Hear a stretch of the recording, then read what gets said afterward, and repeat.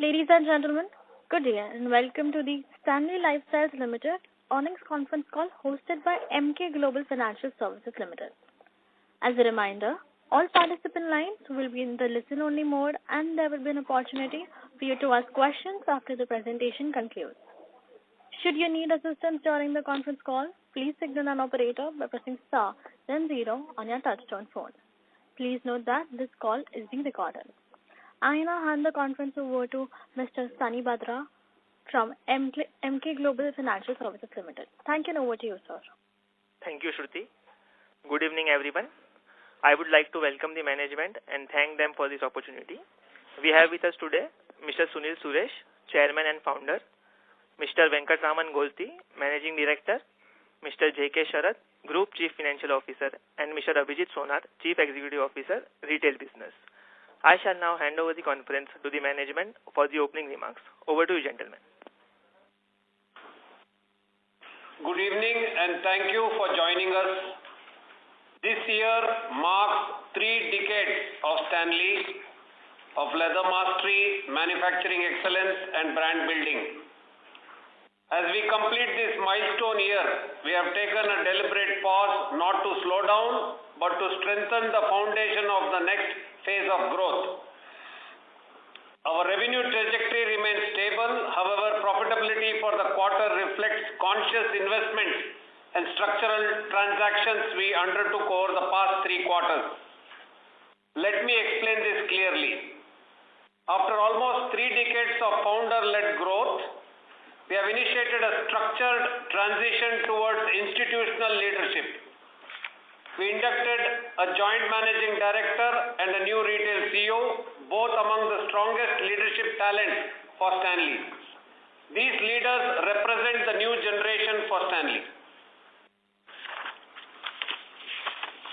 For approximately 3 months, there was an overlap in senior management roles to ensure continuity and seamless transfer of responsibility.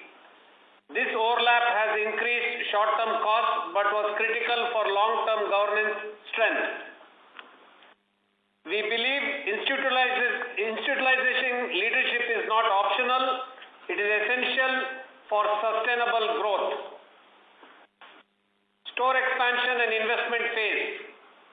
Over the past 3 quarters, we opened 9 new stores including FOFO stores.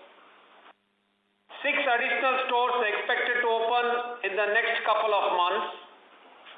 We acquired franchisee operations in Hyderabad and Pune, converting them into company-owned format. We have now expanded our COCO presence across the top 6 metros in India. However, stores under 36 months of operation yield significantly lower margins than matured stores. With a large number of recently opened stores in the system, this has temporarily diluted profitability. While our COCO stores have grown steadily this year, the franchisee channel experienced moderation, partly due to broader demand softness and project delays. Importantly, these investments have been deliberate. We have invested over 62 crores in expansion in the first 3 quarters, yet our cash reserves remain at the same level as last year, reflecting prudent financial management. Strategic sourcing, BCC, best cost country model. We are working diligently to be more and more competitive through our strategic sourcing initiatives through our BCC model. This has started yielding good results for us and will continue to do so in the future too. Brand architecture and network rationalization. As part of our 3-decade reset, we undertake a comprehensive brand architecture review. Reviewing existing stores, evaluating underperforming catchments, paused certain expansion, rationalization formats were required. Some stores had outlived their catchment potential. It was prudent to address this now rather than defer these difficult decisions. Market environment and demand outlook. Order execution during the year was impacted by residential project handover delays, global macro uncertainties, subdued discretionary demand in certain months. However, traction has improved meaningfully from January onward. Data across the 6 metros where we are present now shows that the premium housing sales over the past 3-4 years have been at historic highs. Delays in handover have created a pipeline of premium housing awaiting interior fit-outs. We expect deliveries to accelerate starting 2026, unblocking significant demand for premium furniture. Stanley is now fully present in these markets and well positioned to benefit. Regulatory advantages, BIS certification. We obtained our BIS certification this month on products covered under QCO, among the early movers in the furniture segment. With the quality control order coming into effect this financial year, non-certified importers and unorganized players will face restrictions in the Indian market. We believe this structural shift will favor organized, compliant, integrated players like Stanley. Technology and full home pivot. As we pivot from leather specialist sofa manufacturing company to full home luxury provider, we have paused selectively to integrate the right technology platforms, upgrade back-end systems, recalibrate our kitchen and cabinetry vertical with the experience we have obtained. Order books remain robust and we are confident this integration will strengthen execution capability as we move towards FY27. Closing outlook. Premium housing and branded luxury furniture in India remain in early stage of organized growth. To summarize again, the reset after 3 decades, organizational restructuring of leadership transition, brand architecture and network rationalization, cost optimization through strategic sourcing, efficiency and productivity improvements, business enablers through technology enhancement, BIS certification, full home solutions.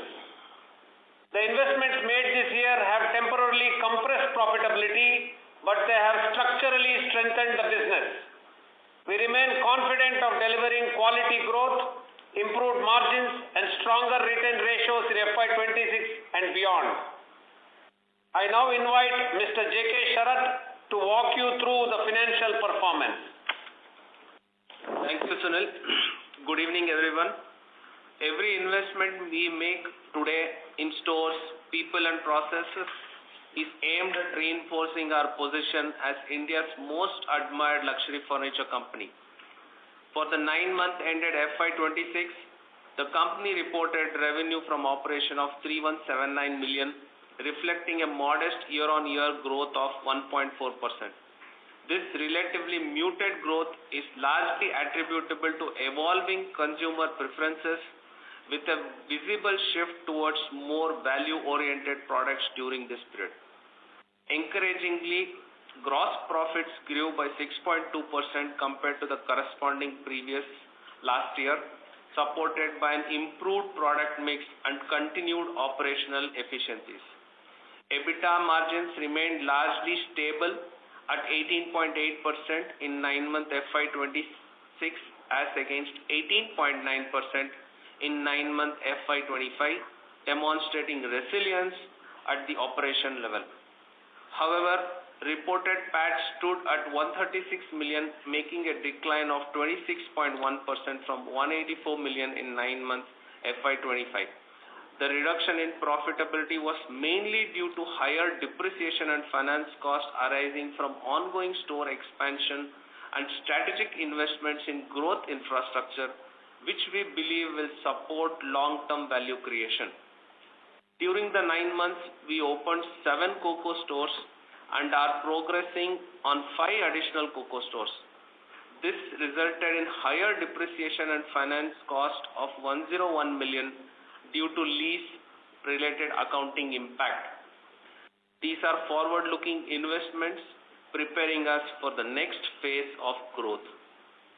For the third quarter, December 31st, 2025, revenue from operations stood at 1038 million, reflecting a decline of 5.4% year-on-year, primarily impacted by near-term demand softness. After considering the impact of new labor laws, EBITDA margins moderated at 11.9% in Q3 FY26 compared to 18.7% in Q3 FY2025, representing a contraction of 680 basis points, largely due to operational deleverage and costs associated with recent expansion. During the quarter, the company reported a marginal loss of 2 million at PAT level as against a profit of 89 million in the corresponding period last year. The decline in profitability was mainly attributable to higher depreciation and finance costs, along with expenses relating to new store additions that are yet to reach optimal utilization and deliver commensurate returns. Higher amortization and finance costs from new store additions had a short-term impact. However, these strategic investments will strengthen our retail footprint and support future profitability. We will now open the floor for questions. Thank you very much. We will now begin the question and answer session. Anyone who wishes to ask a question may press star and 1 on their touchtone telephone. If you wish to remove yourself from the question queue, you may press star and 2. Participants are requested to use handsets while asking a question. Ladies and gentlemen, we will wait for a moment while the question queue assembles.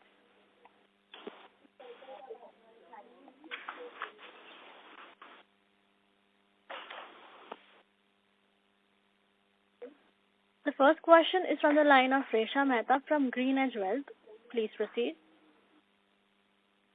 Yes, good evening and thank you for the opportunity. So, the first is on the growth part, right? So, if we look at, your commentary, basically project handovers will accelerate only by the end of FY27, and also the consumer is shifting or down trading or, to more value-oriented products. So, with that, then, how do we look at growth internally for us as a company?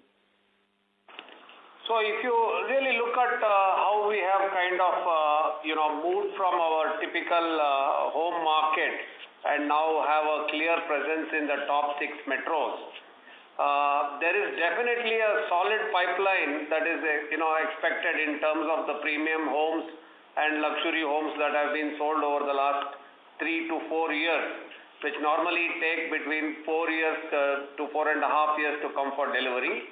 So we are very excited in terms of the number of projects that have already been sold, probably a bit delayed, and they're all going to come to handover starting from FY26. So while there has been a small little, what you can call as a sentiment in terms of how things were in the last 6 months or so with, global headwinds, and also the projects coming into delivery will definitely accelerate our, offering to the market. No, sorry, my question was then, what growth are we targeting, let's say for FY27, considering the macro consumer sentiment is not supportive and handover of projects only happen by the end of FY27. While we've been articulating, our aspiration of 20% plus kind of a revenue CAGR, but right now, we are nowhere close to that. So just from a realistic standpoint, what would be your revenue guidance for the next one financial year, considering the macro situation? So for you to understand that actually our pivot towards full home solutions have turned out very positive. And if I look at how our KCD order book looks compared to December of last year, so basically when I say the kitchen business comes in first, followed by loose furniture later, last year December we had an order book of roughly about 12% of our total order book coming from kitchen and cabinetry. This year on December 31st it has gone up by 20%, so almost 30%. So the pipeline for us to do complete homes are increasing. So thereby the average ticket size of each customer will jump almost 6 to 7 folds So that is how we are pivoting from our loose furniture brand towards a complete home solution brand. So this will definitely kind of, what you can cascade into a much higher sales as we go forward. Would you want to quantify your guidance for revenue growth overall at a company level for FY27? Basically, like I said, in terms of our approach, we are looking at a very healthy and profitable growth. So at this point in time, we will not be able to give you a number as to what we are projecting because we are in the process of budgeting, and we will probably give it to you by Q1. And on the store addition, so I think for the full financial year, we would be at +9 stores, right? We would have added 9 stores. I think by the end of probably April, maybe not March, but by April, I think we should be having altogether 15 stores, out of which we have 12 COCO and 3 FOFO stores coming in, including 12 COCO. Am I right? 12 COCO. No, so we currently have he's talking about how many stores this year total. Correct. So 9 we have opened till December, already opened. Yeah. We have another 6 in the pipeline. So 15 in stores. that 5 is COCO and 1 is So total COCO how many? Total COCO is 12. Total COCO is 7 plus 5. 7 plus 5 makes it 13. 12. So total COCO stores will be 12 and 3 FOFO stores. So we have already opened 9 out and the 6 are pending. We are confident of doing between now and Q1. Within the early Q1 we will do it. And lastly, the employee expenses and the other operating expenses are growing at a much higher pace versus the revenue growth. Any comments there? And where do we see the quarterly run rate settling, especially for the employee cost? Sure. I think I was quite clear about that in my commentary, and actually, as I told, there has been a senior management change and there has been a transition period. So probably for almost 3 months we had an overlap, and that will start settling down by the end of this quarter. Plus also, because of the new labor code, we had to take a one-time hit in terms of employee benefits for gratuity and leave. And one-time hit was there, and plus also a recurring hit because of the change in the regulation has come, and all these has hit our employee costs. It's quite a large number actually. Close to 9 million. Sure. Thank you. Thank you. Thank you. Ladies and gentlemen, in order to address questions from all participants in the conference, please limit your questions to 3 per participant. The next question is from the line of Madhu Rathi from Countercyclic Investment. Please proceed. Sir, I'm trying to understand that since we are in the luxury furniture space, what impact will quality control order have? Because I understand mostly the unorganized sector would be at the entry-level cheap furniture stage. So are you really expecting some significant tailwind from the QCO order? Yes, as most of our competition is imported furniture, and the compulsory of making it BIS and QCO coming in, I think we will definitely be benefited because we have already applied for and already got certain BIS certifications done.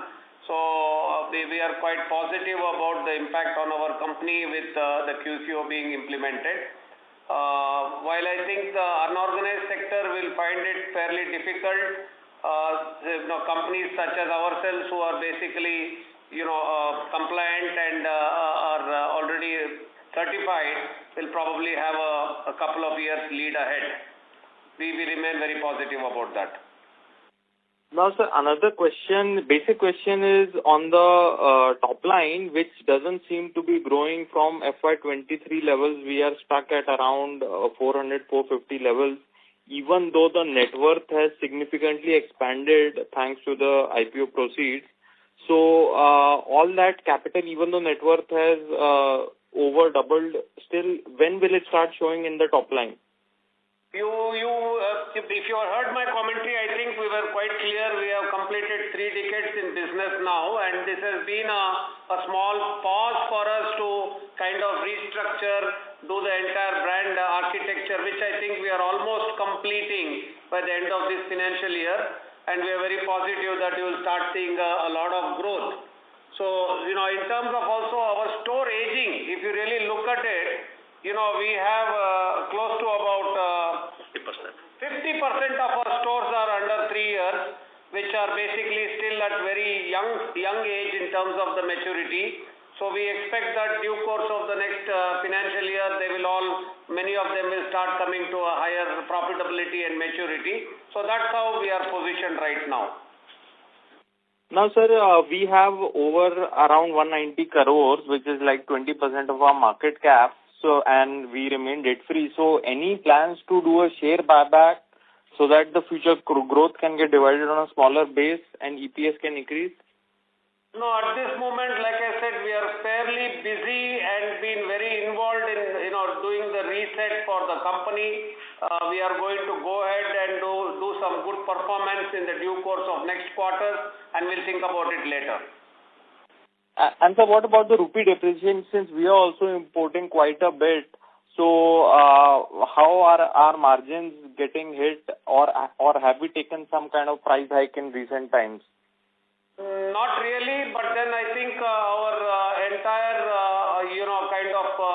pivot towards moving away from expensive European imports towards BCC, or what we call as best country suitable or localization, those things have started to play out, and I think we are well positioned to kind of de-risk ourselves from forex volatility. Sir, and are we looking at exports to US and EU after the recent deals? At the moment, I think we are very clearly focused. While our B2B business has been showing a lot of good inquiries and order book expansion, our focus will remain on B2C, and since we are investing in acquiring multiple franchises in cities, we are going to be very focused as a B2C brand. Sir, and in page number 6 of your presentation, it says 61% stores are COCO, 9% are FOFO, and 30% is others. Others meaning what? Others is basically B2B. We have a mix of B2B and B2C. 70% of our revenue is B2C, which is a mix of COCO and FOFO, and 30% is B2B. And sir, what are our capex plans going ahead? So we have completed our capex projection for this year, and as I mentioned to you, despite investing 63 crores, our cash reserves are exactly the same where we were last year.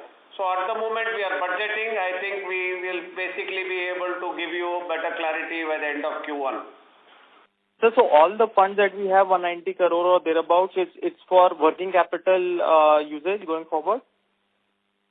So it will be a mix, because as per the fund utilization we have raised in the IPO, we have partially utilized the proceeds which we have realized. The whole working capital requirement which was raised has already been utilized and consumed by us.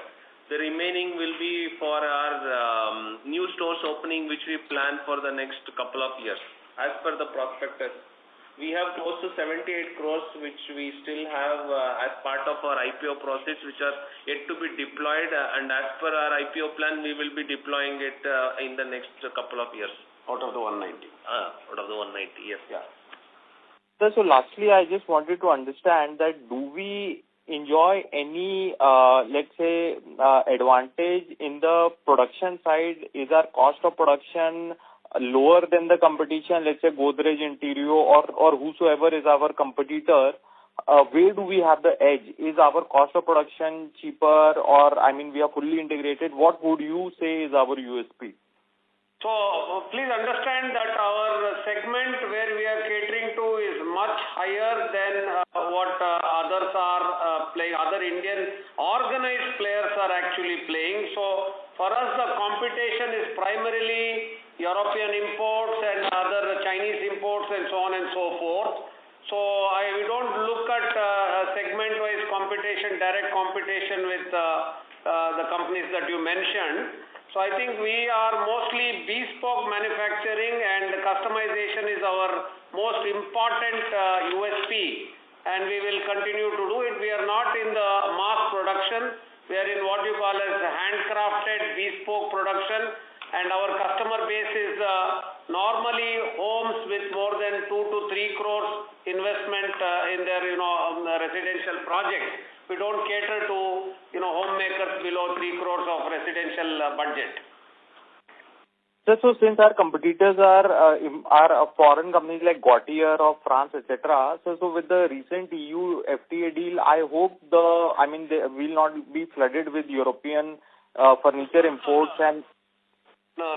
So basically, that is the BIS. That is exactly the the touch point that you have to understand. The BIS certification and QCO is doing exactly what it did to footwear and toys 5-6 years ago. If you realize that same QCO was applied on footwear and toys, and now it's being applied on furniture, so it will definitely block certain imports. And as we look at it, as we expand our base and are able to kind of give the similar quality, we believe that when we have a higher end competition, we normally win, because our speed to market, we are able to deliver our loose furniture in 4 to 6 weeks, whereas they take almost 4 to 6 months.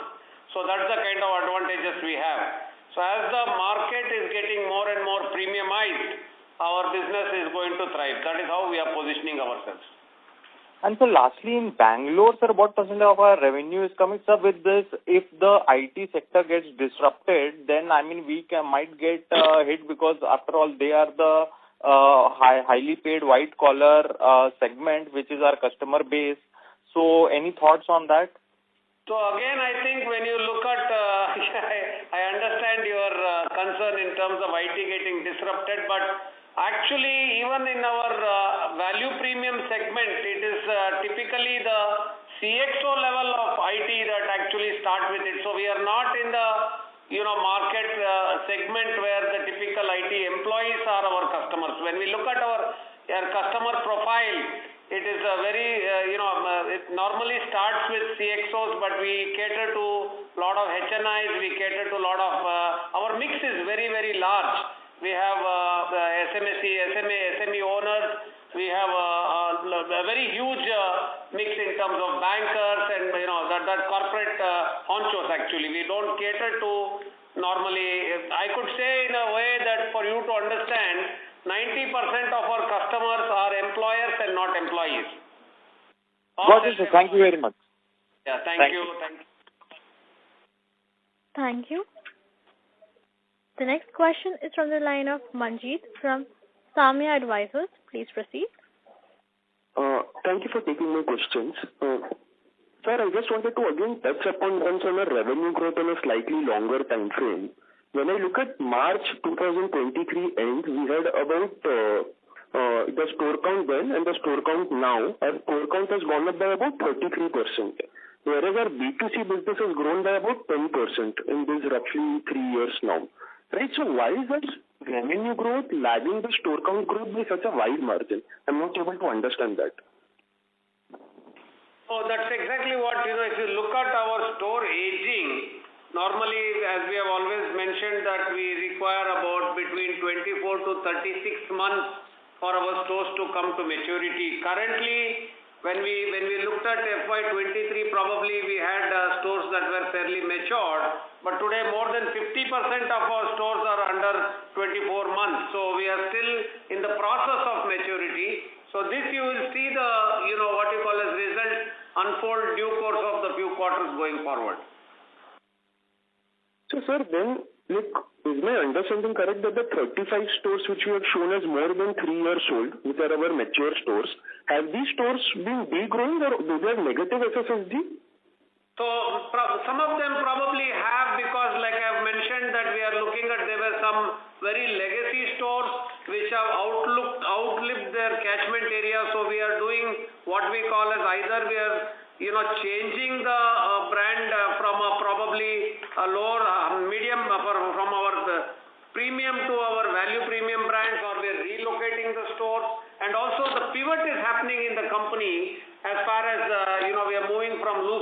to a complete home solution provider. So that's a changing process at this point in time. And sir, on this point of moving from loose furniture to a full home solution, I think you gave some statistic, I think I missed that, in terms of what percent of your order book has now become a full home sort of a, a more composite order than just a loose furniture order. Did you mention any mix over there? Yeah, so essentially, like I mentioned to your other question earlier, if you look at December 24, our order book position, our, what you call as full home orders or our cabinetry orders was only 12% and our loose furniture order was 88%. And this year, FY25, it is grown by 20%. So we have our KCD and full home order book is at 37% versus 12%. And we have grown by 20%. So thereby, we are very clear that once we get into the house with kitchen and cabinetry, the loose furniture also will start following. So that is the shift that we are, we are aimed for, and we are getting there. Okay. And sir, our employee expenses, I understand there has been sort of, investments right now to strengthen the, corporate team. The 19 crore quarterly number we see in Q3, is this the new employee run rate or this 19 crore will settle lower going on? Sorry, we missed your voice. It was not clear. Can you repeat it again? It was not clear. No, I was just checking the 19 crores of employee expenses we see in Q3 quarter. You mentioned that there has been some over-investment right now for the transition. So I wanted to check where will this 19 crore settle going ahead? So primarily what happens, this increase constitutes of 2-3 items. One key item which is increased is more of the labor code impact which has come. Overall, we have an impact of about 9 million in the quarter which we have taken because of the new labor code which has come and the past service liability which we have taken. The second key impact item is because of the new stores which we have opened, there is an increase in the employee expenses which has come because we will have employees also coming in each of these 9 new stores which has come. And the other key piece is the transition which Sunil spoke about because we had onboarded new leadership team. We had in the quarter both old CEO and new CEO working, new MD, old MD were there, because of which the salary is sort of higher in this quarter, which over a period of time will sort of even out. Okay. One last question was, has the Bangalore cohort overall, shown equivalent performance to other city stores, or has Bangalore been more subdued than the, non-Bangalore stores? That was my last question. Thank you. So, no, he's asking how has been our growth in each of the... So, actually, when you look at it, just about 24 months ago, almost, I would say 66 to 67% of our entire business was dependent on Bangalore. But now, after acquiring our partners in Hyderabad and also now expanding in Chennai and Hyderabad and Pune, we acquired our partners. So Pune has grown by almost 250 odd percent compared to last year. Hyderabad has grown by almost 30-35%, and Chennai has grown by about 35%. No, Hyderabad has grown more. Chennai 50%. Chennai 30%. Chennai has grown by 35%. So we see that in the due course of the next 3 to 4 quarters, I think our business will be fairly evenly spread among 5 of the 6 metros. Because in Bombay we still struggle due to non-availability of real estate. Other than that, I think we have expanded in all the other metros, so it will even out, and we are hoping to have a more even play across the 6 metros in the due course of next 3 to 4 quarters. Okay, thank you, sir, for taking my questions. Thank you. Thank you. The next question is from the line of Kaushik Poddar from KB Capital Markets. Please proceed. See, 2 things. I think sometime back you had said that in 3 years you'll be reaching a figure of 1,000 crore. Is that intact? And number 2, with the number 2 question is the furniture control order. Do you see the import of furniture coming down with that? Yes, Yeah, let me articulate that once again. So we had always mentioned that it would be 1,000 working days. So that's technically, what it was anyway. Nevertheless, I think we are definitely keyed into getting towards that number. There is no change. Of course, like I said, there has been a small little, pause in the last couple of quarters to realign our entire brand strategy. And looking at how the, winds are favoring us, we are very positive that, with the QCO and everything, the imports coming down, I think we are probably one of the few companies in India who are well positioned to cater to the premium and luxury demand that is emerging. Okay. And the quality control order, you see import coming down? Absolutely. I think basically, like I said, the BS certification process has already started. We are one of the first early guys to have already got certain BS certifications done. So I think that is really going to favor organized players in India. Now, the 1,000 crore in 1,000 days, right now, has the period been prolonged by, say, another 200, 300 days, or where is it? So like I mentioned to you, we have done this structural change. Our intentions are very clear. We have to get to that milestone, and we are definitely working towards that. We have seen that in the last 6, 7, 8 months, there has been major global headwinds that kind of, played out with tariffs being implemented on India. The sentiments in our customer profile was a bit slow. They have, I think, postponed high-ticket purchases. I think those winds are once again changing. I think January we have seen a more potential walk-ins in our stores, and we remain very positive about that. And my last question, what is your prognosis of gross profit margin and operating profit margin in another 2 years, say FY29? So I think with all the developments in terms of our purchasing and scale coming into the business, we believe that we are positioned to of course, I think we have to look at how the aging of the stores play out, because we still have a lot of younger stores as we call. But eventually our vision is very clear that with the premium and luxury positioning, we need to have a premium margin.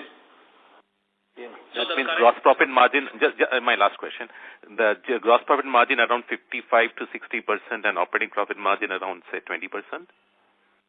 No, so the gross profit margin currently, whatever we have, we have also mentioned earlier, is something which is sustainable. That's where you see that because of our lot of efforts in localization, product mix, and changes in the operational efficiencies which we have brought in as a strategic effort over a period of time, you see a very consistent and more recurring kind of a benefit coming in. That's where these numbers which we have are more sustainable numbers, and we are confident that we continue to have it or maybe slightly better it as we go, depends on the various other parameters. Operating profit, like Sunil said, it's more a factor of how our new stores perform and what is the mix of our new store versus old store. Like currently we have 50% of our stores which are less than 3 years and 50% more than 3 years. We are currently looking at all the stores which are underperforming, and plus we are also opening a lot of new stores in the current year. So this mix will play a lot of, influence a lot of margins which will be there in short term, because we are making a lot of investments, and you would see the investments are initially getting recognized, but over a period of time, once this amortization, interest cost, etc., which is an accounting matter under lease accounting is sorted, then you will have a much better financial position which will get reflected. So you're not committing anything on the operating profit margin? No, we don't give any guidance on future numbers at this point. Thank you. Okay. Thank you. The next question is from the line of Siddharth from iThought PM. iThought, please proceed. Hi, sir. So my first question is, what kind of margins do you earn on COCO retail versus FOFO versus the B2B business? See, our margins more or less remain same. The way we work in cocoa business, FOFO, I'll first take the FOFO business. FOFO business is a franchisee-owned, franchisee-operated.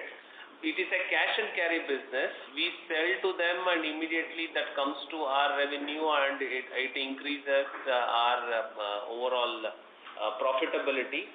In a cocoa model, we have our own stores where we incur the rentals, where we incur the store people, and it is more monitored by us. Net, our focus has been on our cocoa model, and our cocoa margins are higher provided we have an operating leverage which we achieve over a period of time, which is what we are trying to work on and get to that level. But yes, see, we are also working towards getting a better mix of cocoa and FOFO, because some of the cities we have seen that FOFO model is what works better than a cocoa model. But in the 6 metros we have. Yeah, but our focus on the 6 major metros to continue to remain as a cocoa, and we continue to invest in these in the cocoa format. And we see a lot of benefits coming out of this, because also we work on the tailwind of the RERA and the housing, this one. The luxury means the more than 1.5 crores housing which are launched, plus also which are expected to come for deliveries in the next couple of years. You will see in these 6 major cities, there is a big spike which is expected in the next 2 years for deliveries in these cities. So that way we look forward to a lot of growth in these cocoa stores. Understood. But like, if I'm correct me if I'm wrong, does the FOFO stores require lesser working capital for you guys? Yeah, absolutely right. So the way it works is, while we manage the branding, store positioning, etc., and provide all the support to the FOFO stores, we don't make any investment in the terms of cost, employees, etc., And it's also cash and carry completely. So it's a more cash and carry business where we sell it to them, and they, based on the order, stock it, and then they sell it to the end customers. So you can in a sense say that I have less working capital and a capex spend in FOFO model. Yeah. Thank you. Next question is from the line of Devanshu. You may proceed. Yes, sir. Hi. Sir, you have been talking about this QCO thing for a while, and thankfully it has come to fruition now.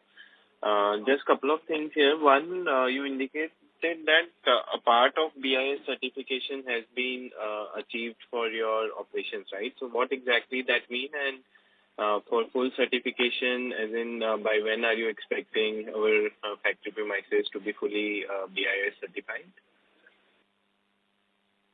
Yeah, so it is, we have a lot of different SKUs, and quite a lot of SKUs have already been certified. We are in the process, and we are very confident that in the due course of next 1 or 2 months, we should be able to get almost 90% of our SKUs certified under BIS. And probably we are one of the first guys to also kind of, get our BIS certifications. Okay, so by Q4, the full BIS certification should be achieved, right? Or maybe say by Q1 FY2027. I think the BIS also is, I would say, completely chock-a-block with hundreds of people approaching them, and the government is very clear that first they want to clear the Indian manufacturing before even looking anything at foreign manufacturers. So I think it's going to be a long drawn process. We are expecting definitely to complete almost 90% by hopefully end of Q4 itself, and I don't see any impact on that coming into play for us. Okay. And last bit from my end, typically whenever there are such implementations, the channel sort of sees huge flooding of inventory, right? Just to save themselves from an expected BIS implementation by the government. Are you noticing such a trend? Because we have seen such things happening in the footwear space, where typically the channel was flooded with excess inventory, and it took a good amount of time first to sort of liquidate that channel inventory, and then the benefits of BIS sort of started to come to fruition. So do you also anticipate such things to happen in your industry as well? So you are right. Actually, probably this QCO thing has been in the market for the last, I would say, at least 2 to 3 quarters, and we have seen some amount of inventory build up with importers because they were concerned, and now the gazette is passed, everything is awaited. So there has been an impact, I think, which is behind us. I don't see that ahead of us. And since we have passed through this, I think we are going to see better quarters coming forward. And we're also told that already the customs have started, blocking the import. So there are challenges for importers going forward. So that's fair, but whatever has been imported, so they will have some stock existing in the channel, right? So will that take some time to get liquidated?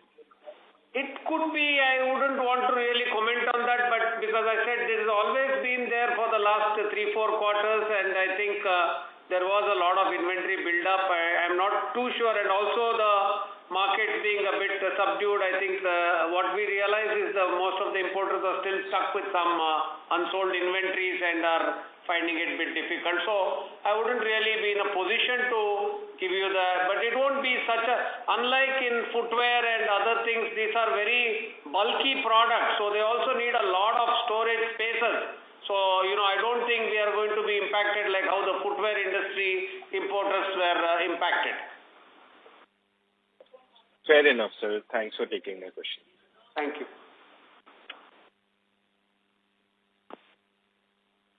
Thank you.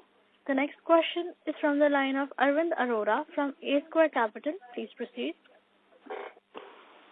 Hello. Am I audible? Yes, sir. Yeah. So, sir, what's your change in your strategy that you are focusing that the whatever milestone that we are setting, like 1,000 crore, we will be able to achieve? And Sunil sir, specifically for you, what will be your role going forward, since there is a change in the management that we can see? I don't know whether you heard me speak in my commentary. So we are in that little pause phase where we are actually structuring ourselves much better. And as I mentioned, this was very crucial after 3 decades of our presence. We realized that this was an essential investment to do in terms of getting the top management and in terms of doing a bunch of, I would say, brand architectural changes, which is all going on as we speak. So while our intentions are very clear and our targets remain the same, we had to go through this little phase. No, I understood, sir. Setting up a target is one thing, and then taking steps, I understood that, and I heard you clearly that there is a change in the management. But if you can throw some light, because these things we are listening from last 1-2 years, correct? But if we see the revenue numbers and everything, so the moments are not visible. So if you can throw some lights, a little bit in detail, so that we investor can understand what's going on, so that would be easy for us. So basically, like I mentioned, I think we are focusing on this 6 major, change implementation. One is basically organizational restructuring, leadership transition after our 3 decades of play, brand architecture network, rationalization, cost optimization, strategic sourcing, efficiency and productivity improvements, because we realize that with scale, our profitability will improve. So we are doing that, in terms of getting our productivity and efficiency improved. Business enabled through technology, that was something that was missing. So we realized that it would be dangerous to scale without getting the tech implementation done. That's also being done. Of course, BI certification, and we are pivoting mostly towards full home solution actually, and we have started to see the trend, because if I look at what we were having as an order book, on December 2024 versus 2025, our order book has improved 20% in terms of full home solutions, and that will actually lead to more sales as we go forward. So that is the pivot that is playing out. Understood. And sir, I remember 15 months back, there was an order that you announced that we are supplying to an airport, like for some seatings or some material. So I haven't heard anything in last 1 year. So is there any change in the strategy, or how, like, we are not focusing on that part, or how it is? If you can throw some light on that part as well. So these are things we keep doing. We have already supplied to our Bangalore airport long time ago. We have recently also supplied to the business and first class lounge in Delhi. So wherever there is a brand connect for us and we have a HNI clientele movement, we take up such orders.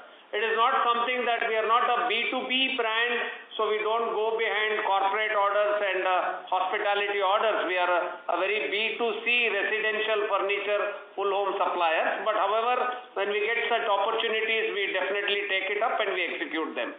So in the Delhi T2, in the business and first class lounge, we have already supplied our furniture. Understood. And sir, is it like we are losing our market share in Bangalore? Because you mentioned our revenue is increasing in Hyderabad, Pune and other cities. But if I see at a total level, the revenue is flat, correct? So is it like we are losing at a Bangalore location?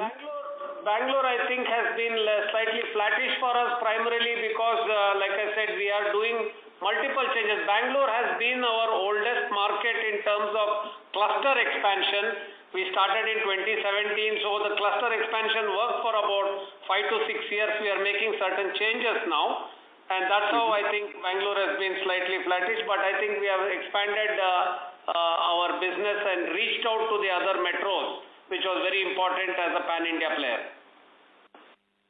Okay. So last one, sir, in the last quarter we discussed there was a new product that you were launching. So what's traction on that? Like, if you can... Oh yeah, Hilkar, I think you're talking about the license of a German company, what we have taken. Yeah, so that I think we are just about starting, and we will have our pilot store going live probably by end of this quarter. And we will have certain budgeting done for that for next year, which we have not yet budgeted. But the first pilot store is going to go live by end of this quarter. How much revenue we can expect from that? We are working on the collection for almost 1 year. There were German designers who have come and made the collection. The collection is fully ready. We are also we sent out one small container as a sample container to Germany.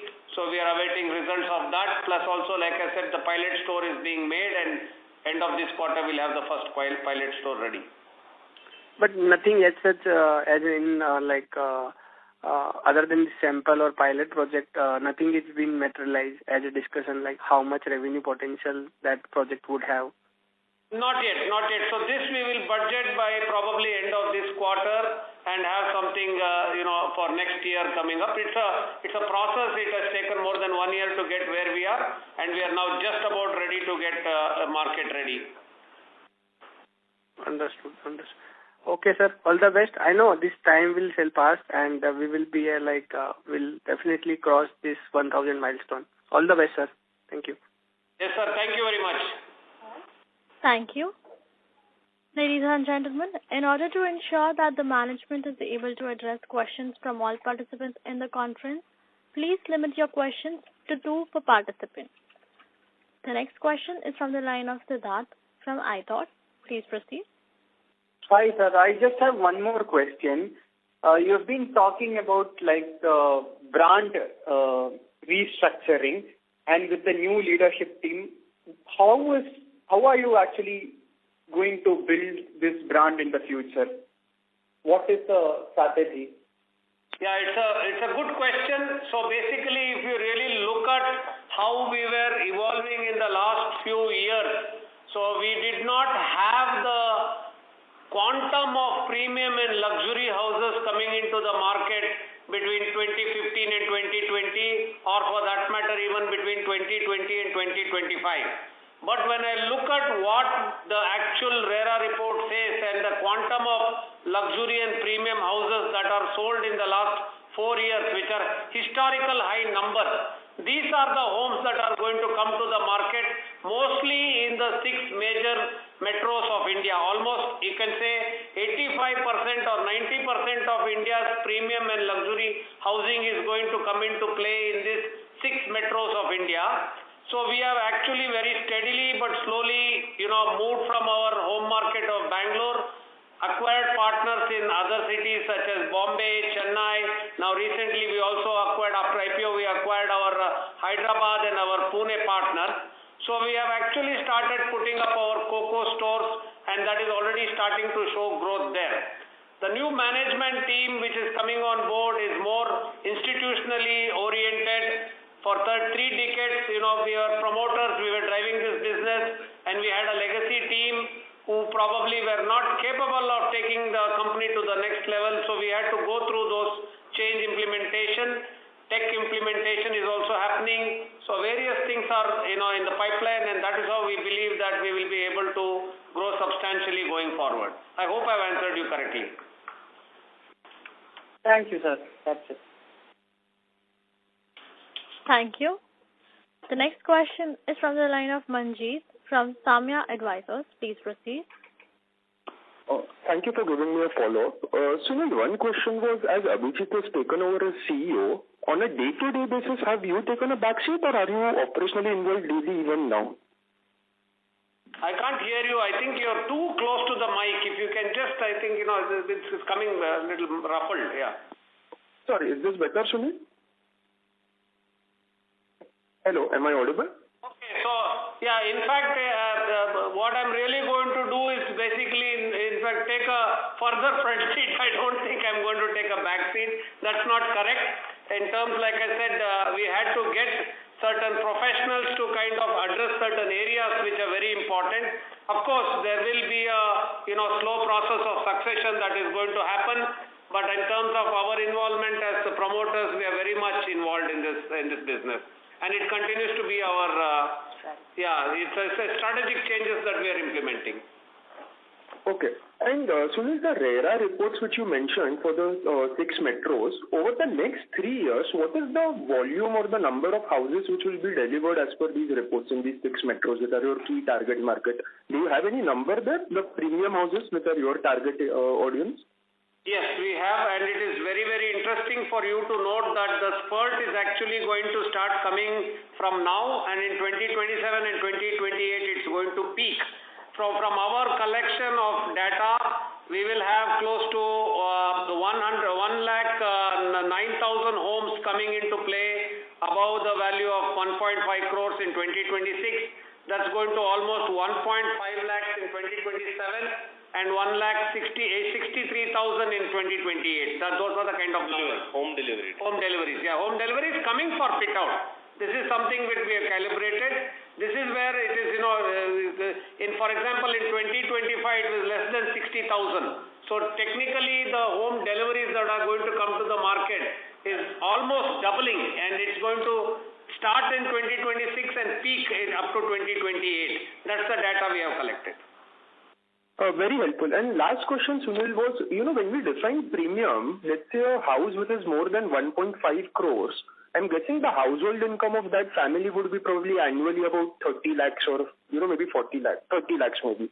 So is that really our customer segment? My understanding was we would be catering to sort of a, higher segment than the 1.5 crore sort of house value.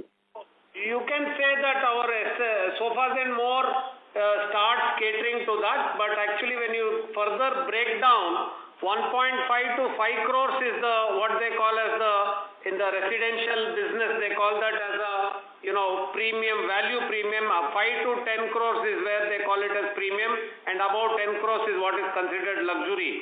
So the split currently is almost even between all the three, but the trend of what is really selling is more of premium.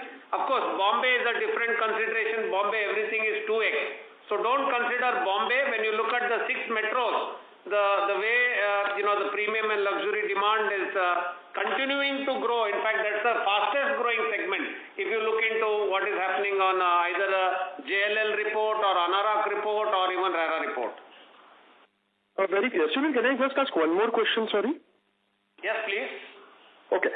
So you mentioned to one of the questions in response that, Bangalore cohort of stores which started in 2017 are going through a certain sort of reshift in a way. Now, my thought was typically retail outlets which once established go on for about 15-20 years in the same location. So this is like a 7-year journey for the stores you mentioned. So why is it happening so fast? Because typically what I see is retail, especially large retail formats typically stay in the same area for anywhere between at least 12 to 20 years.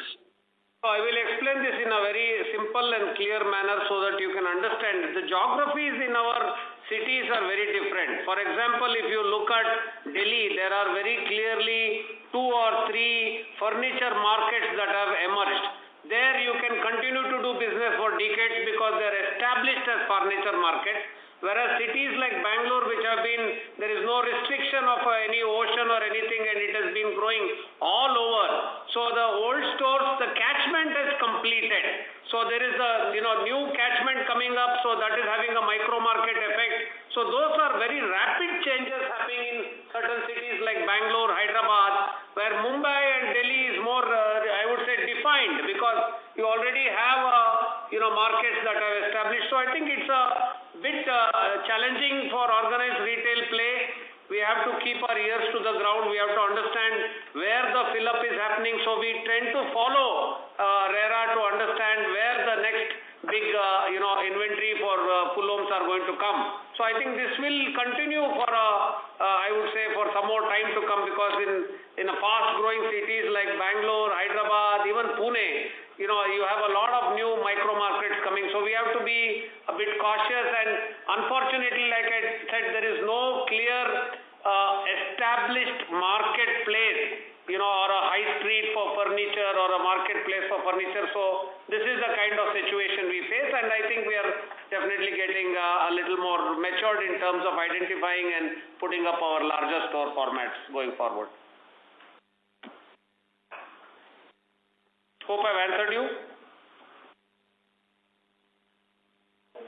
Thank you. Due to time constraints, that was the last question. I now hand the conference over to the management for the closing comments. Over to you, sir. Thank you everyone for joining us today. We remain confident that the strategic investments we are making today will lay a strong foundation for sustainable long-term growth. While this phase reflects calibrated investment and transition, we believe we are approaching an inflection point where operating leverage, localization benefits, and store maturity will more meaningfully reflect in margins. We sincerely appreciate your continued support and engagement. For the future queries, please reach out to our investor relations partner @Factor. Thank you once again, and we look forward to speaking with you on our next quarter results. Thank you. On behalf of MK Global Financial Services Limited, that concludes this conference. Thank you for joining us, and you may now disconnect your lines. If you found this video helpful, please like, share and subscribe to Concall India for latest upcoming Concall.